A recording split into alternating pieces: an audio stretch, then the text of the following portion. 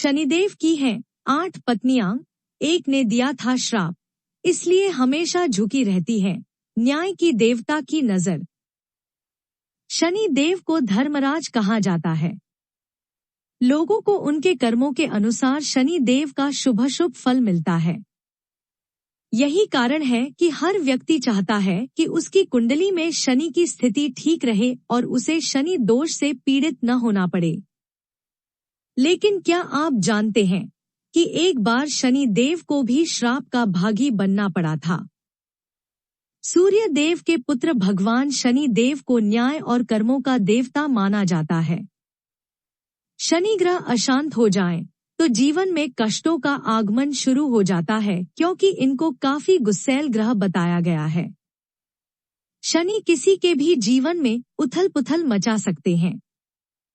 नवग्रहों में शनिदेव केवल उन्हीं लोगों को परेशान करते हैं जिनके कर्म अच्छे नहीं होते।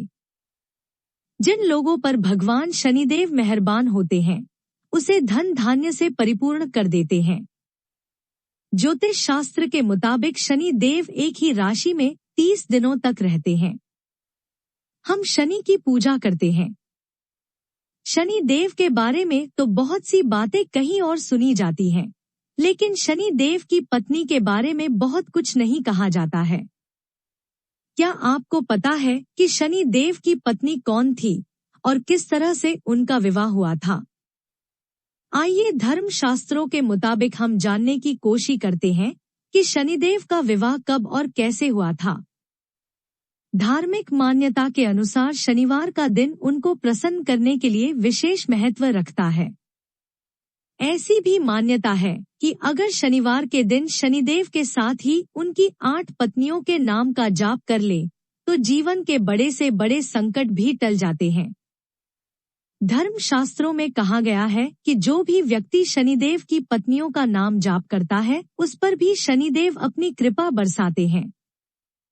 शनिदेव को उनकी पत्नी ने ही श्राप दिया गया था। आज तक इस श्राप ने शनि देव का पीछा नहीं छोड़ा, जिसके कारण वे सिर झुकाकर चलते हैं। जानते हैं शनि देव की पत्नी और इस पौराणिक कथा के बारे में। कथा के बारे में पढ़ने से पहले जानें कि शनिदेव की कितनी पत्नियां हैं। कौन है शनि देव की 8 पत्नियां? धार्मिक मान्यताओं के अनुसार शनिदेव की कुल 8 पत्नियां हैं। ध्वजनी, धामिनी, कंकाली, कलहप्रिया, कंटकी, तुरंगी, महिषी और अजा। कुछ जगहों पर नीलिमा को शनि की दूसरी पत्नी माना जाता है। नीलिमा शनि की शक्ति थी और उनके पास ब्रह्मा के 5वें सिर की ताकत थी। धामिनी एक गंधर्व थी। आइए अब जानते हैं कथा। शनि की कथा।